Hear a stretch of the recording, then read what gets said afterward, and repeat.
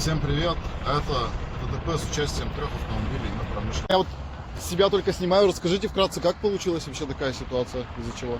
Ну, не заметила, ехал в магазин со стороны автомобиль со стороны Камбарской ехал. Вы ехали, да, с Камбарской? Нет, А, я по Орджоникидзе двигалась а вы на какой машине были? на Солярисе. Ага.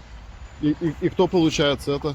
Куда въехал? Ну, меня въехали это Веста. А, Веста, а третья машина как? Она стояла на половине. Так, Никого не оттуда, было. тут, говорите, как 3 машины тут стояло? Да, они там на поворот. Ага. И потом как? Вот. И сверху вообще никого я не видел, что кто-то двигался. Ага. Он, видимо, за машинами вот за этим стоял. А, Двигался туда потом. Ну, тоже, видимо, скорость не такая большая была. Но он пытался увернуться еще. ага.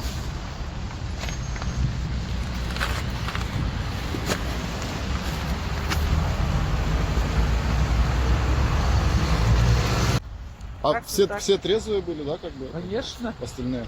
А скорость какая примерно была? Ну, у меня там, я что вообще... Я езжу как черепаха. Ага. Понятненько. Как-то так.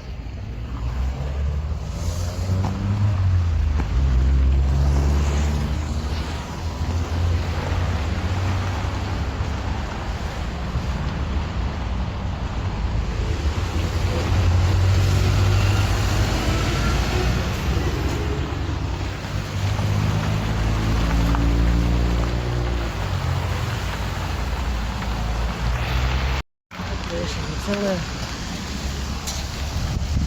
Так, это идешь.